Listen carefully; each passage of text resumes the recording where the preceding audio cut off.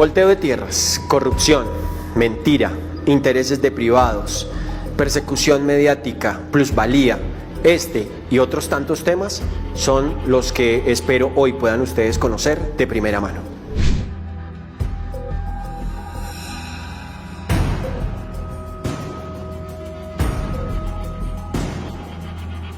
Siempre hemos entendido el servicio público como el propósito, como el mejor camino para mejorar las condiciones de vida de la población. En este ejercicio, como alcalde de mi municipio, Funza, en el periodo 2008-2011, tuvimos que tomar decisiones variadas, decisiones básicas, pero también decisiones desafiantes, para generar una estructura económica, financiera, que permitiera atender algunas de las necesidades básicas insatisfechas que tenía la población. ¿Qué hicimos? Con contundencia, con decisión y con firmeza, cobrar la plusvalía. Pero para entender qué es plusvalía, es necesario hablar de ordenamiento territorial, que es la planeación ordenada, equitativa y eficiente del uso del suelo. Sin embargo, a usted y a muchos los han querido engañar, denominando las necesarias modificaciones del ordenamiento territorial como volteo de tierras. Y no es lo mismo. El volteo de tierras es el acuerdo que hacen los particulares dueños de la tierra y algunos gobernantes corruptos, deshonestos, perversos, inmorales y malintencionados. Mire usted, la finca de Don Charlie Playboy, que cuesta 150 millones de pesos, con la modificación pasa a valer 300 millones de pesos, a cambio de coimas, sobornos o dádivas. El ordenamiento territorial es una necesidad y una práctica legítima, y no se puede generalizar como un hecho de corrupción denominado volteo de tierras. Queda claro que para que haya volteo de tierras necesariamente debió haber existido ajuste o modificación de los usos del suelo en un municipio. Y durante mi periodo de gobierno no cambié usos del suelo, no modifiqué ni un metro cuadrado de tierra, no presenté ningún proyecto de acuerdo ante el Consejo Municipal para modificar el ordenamiento del territorio. Y lo he dicho muchas veces, no ahora, desde el primer señalamiento. Y Carlos Fernando Galán lo sabe. ¿Cuál es el objetivo de seguir mintiendo? No lo sé. Ahora, ¿qué sí hice? En el año 2008 interpusimos una demanda de nulidad contra un acuerdo municipal expedido en el año 2007, que entregaba una gran franja de tierra, de usos rurales a usos industriales. Con esta decisión del Tribunal Contencioso Administrativo de Cundinamarca, dándonos la razón, logramos devolverle al campo 680 hectáreas que estaban ya con derechos industriales, de usos industriales, para volverlos, retornarlos al uso agrícola, al uso agropecuario, es decir, impulsar la vocación agrícola de mi municipio. Y entonces, ¿esto que hice no sería un antivolteo de tierras? Para cerrar el capítulo de ordenamiento territorial, es necesario insistir que las modificaciones de los usos del suelo tienen un carácter netamente municipal. Es una decisión de su alcalde junto con su consejo. Y yo solamente fui alcalde de un municipio, del municipio de Funza, durante un solo periodo constitucional, 2008-2011. Es ignorante, perverso y falaz tratar de involucrarme en las decisiones de ordenamiento territorial de otros municipios de Cundinamarca y del país. De lo único que soy rey es de apellido y no he vivido de él.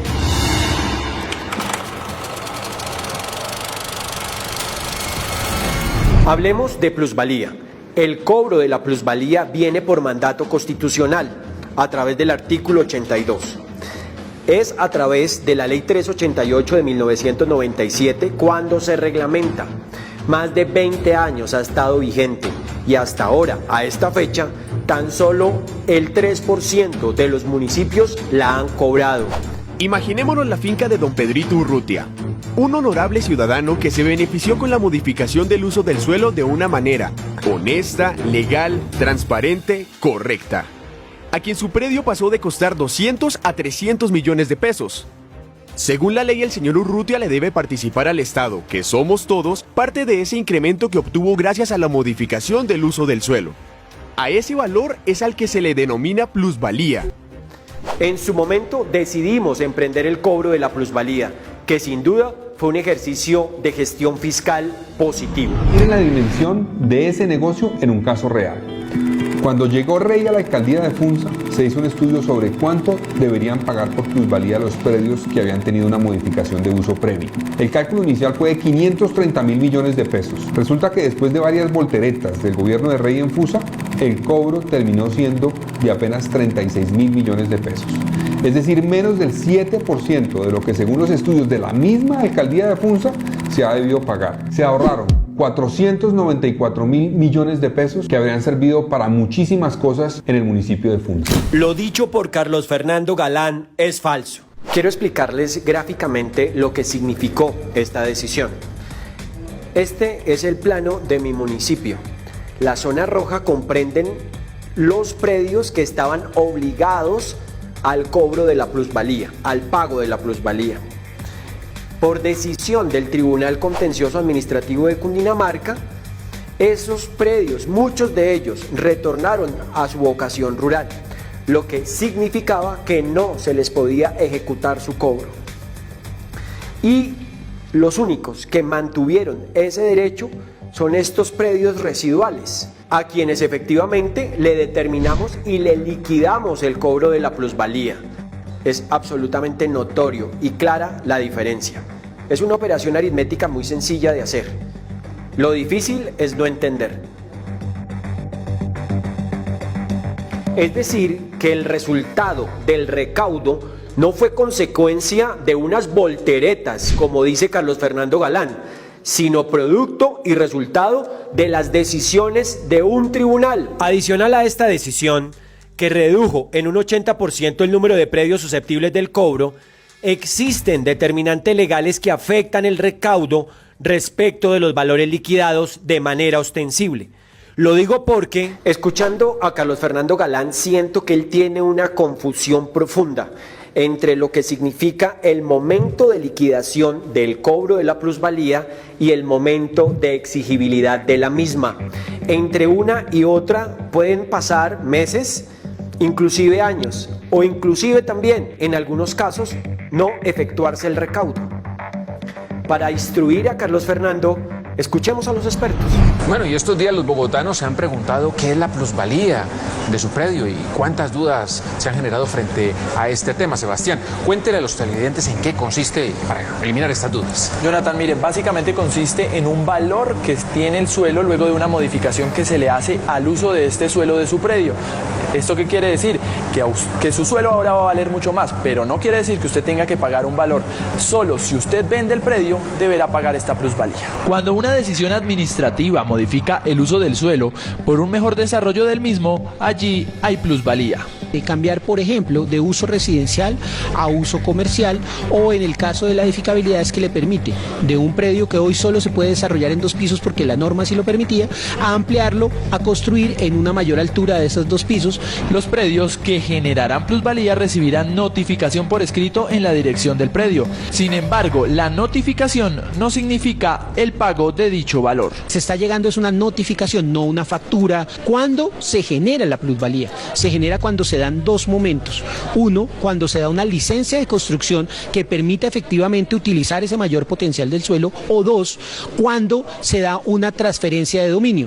Queda claro entonces que no se puede evaluar o hacer un control de la gestión tomando como base el acto administrativo que liquida el cobro de la plusvalía versus el recaudo efectivo, ya que el recaudo efectivo de la plusvalía dependerá de la decisión del particular en sus proyectos inmobiliarios, bien sea de venta de su predio o de licenciamiento. Incluso el diario El Tiempo, en una de sus investigaciones, hizo referencia a nuestra acertada decisión y también presenta un ranking de ciudades que han aplicado este cobro en el país. Después de Bogotá, Funza es el municipio que más recaudo ha tenido. Dicho estudio se realizó en el 2018. A hoy el valor recaudado asciende a 50.878 millones de pesos, lo que corresponde al 85% del total liquidado. Estos recursos obtenidos le han permitido a los nuevos alcaldes hacer obras de gran beneficio para la comunidad, como jardines infantiles, vías, colegios, vivienda de interés prioritario, saneamiento básico, mejorando las condiciones de todos. Y un municipio que recibí en 4ª categoría, hoy es de 1ª categoría. Este video no tiene el propósito de ampliar el debate o la confrontación que Carlos Fernando Galán ha insistido en plantear. Mi intención es ofrecer una explicación detallada, honesta, técnica sobre mi actuar, sobre mi gestión, a la opinión pública, a quienes han confiado en mí, a quienes conocen mi trabajo y quienes conocen nuestro modelo de gerencia pública. Gracias por escucharme.